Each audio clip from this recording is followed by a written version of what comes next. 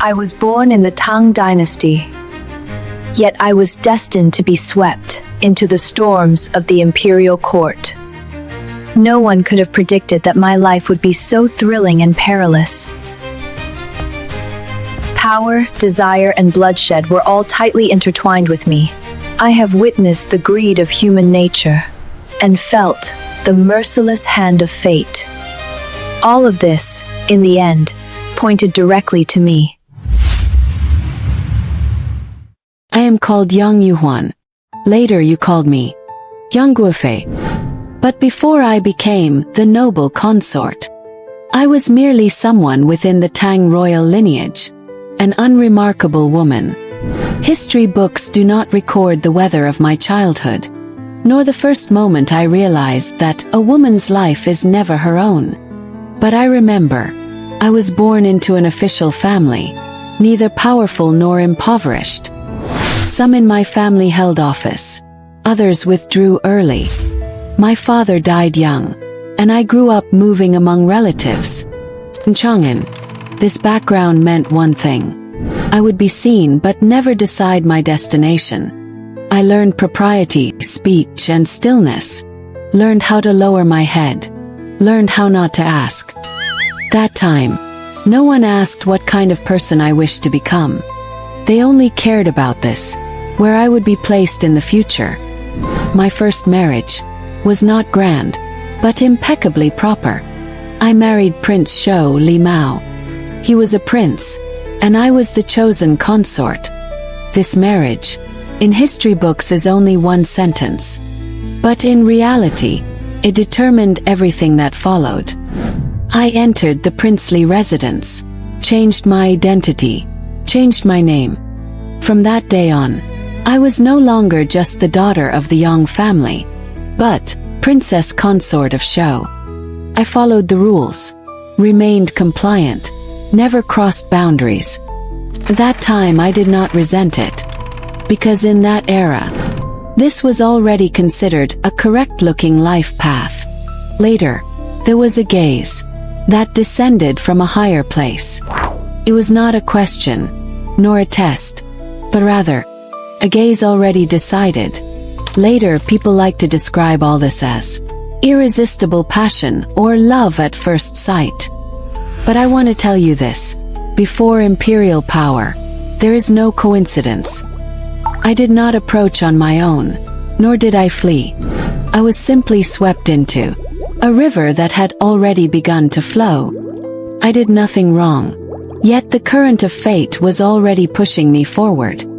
I could sense the situation around me changing, yet I could not choose to stop or turn back. At that moment I suddenly understood. Some things are beyond one's control. No matter how clever you are, no matter what you think, you cannot escape the roles assigned by fate. To make everything appear proper, I was sent to become a nun. My hair was cut. My name changed. And I entered a Taoist temple. Those days, history records lightly, but they were, in my life, the clearest and loneliest moments. I knew this was not escape. This was waiting for an already decided ending, to slowly step onto the stage. Later, I was formally brought back to the palace. I was no longer princess consort of Shou, no longer a Taoist nun, but became the noble consort of Emperor Xuanzong of Tang. Not the empress, yet standing at the peak of harem power. I lived in splendid palaces, wore the finest garments, listened to the finest musicians. But I knew clearly, in the palace, the higher the position, the fewer the exits. You remembered my dance, my clothes, my makeup. But what truly kept me vigilant were those unseen gazes. The inner palace is never quiet. Only the sounds are hidden. I knew. I stood here, not because I was irreplaceable, but because, at that moment, I happened to be suitable. Later, my family began to be promoted and relied upon. My cousin Yang Guazhong, step by step, entered the center of power. You like to describe this as the dominance of imperial relatives. But few people ever ask, when power has already begun to move, can a woman confined within the palace truly say no? I held no official post, commanded no troops, and did not even have the right to leave. Yet everyone's resentment slowly began to point toward me. I saw those gazes. They were not blades, yet they cut just as sharply. Not because of anything I had done, but because I stood above the very source of all instability. I did not hold power, nor interfere in politics, yet all of this would ultimately be blamed on me. I had no way to stop this trend, because when power merges with failure, they only need a substitute. But I later came to understand, what people are truly angry at is not a specific individual. It is failure itself. But failure is too abstract, too vast, and far too dangerous. Cannot be executed, cannot be beheaded, cannot vanish overnight. So, it must be transferred. The Inlushan rebellion did not happen overnight. Before the banners were raised and the troops marched, the Tang Empire had already been exhausted for a long time.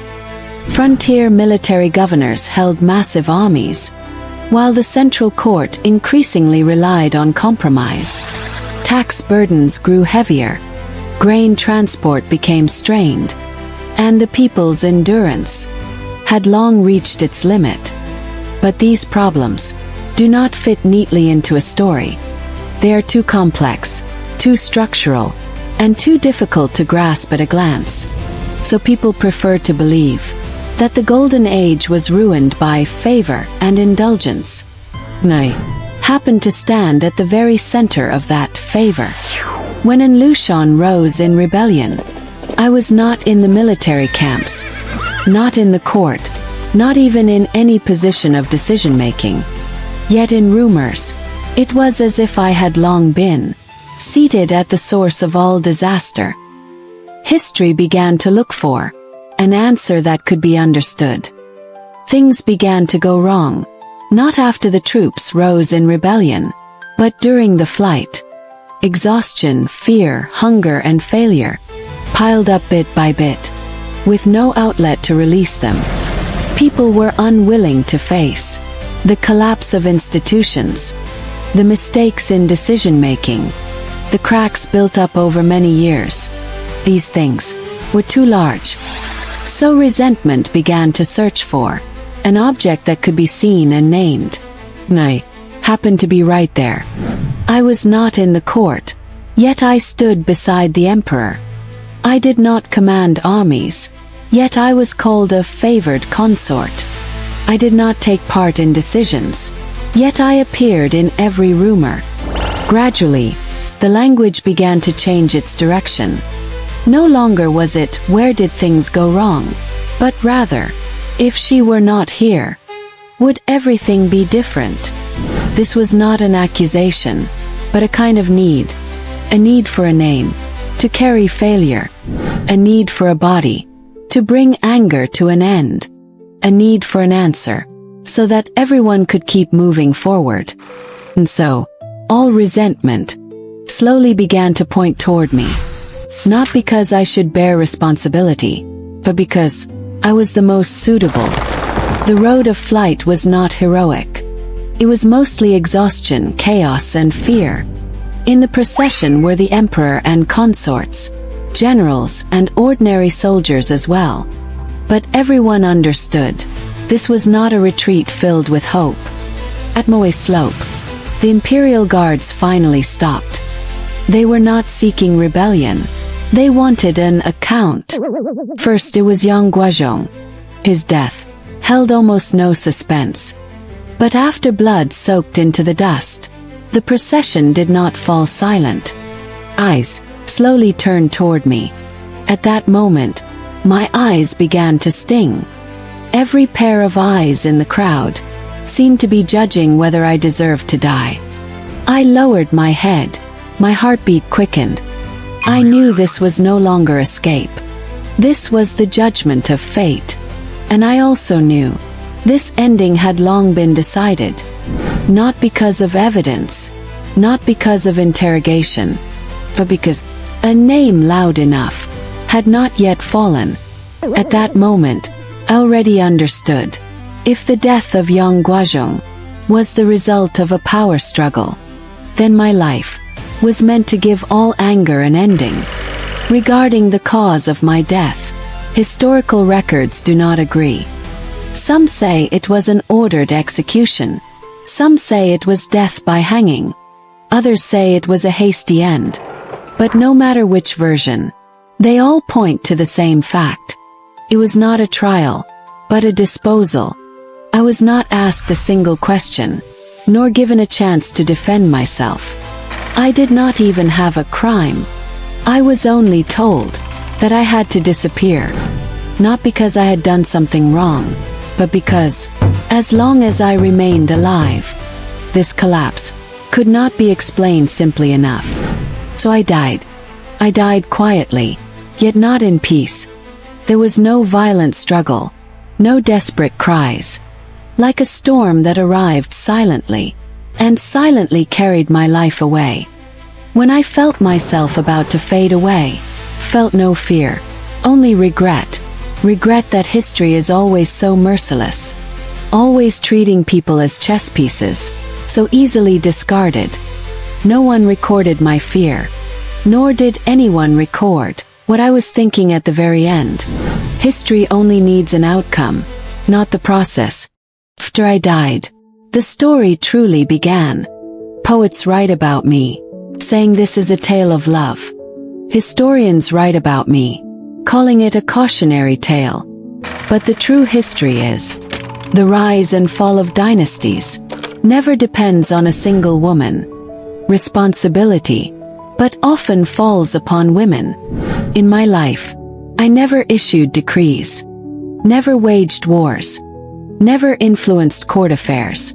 Yet my name has been repeatedly mentioned. If you read about me again today, please remember this. I am not a myth, nor a calamity. I am a part of history, but I was never truly part of it.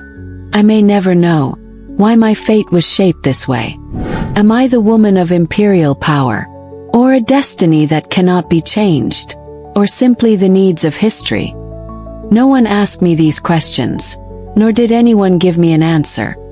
But I know, no matter how history is written, the real me will always remain hidden in the forgotten edges.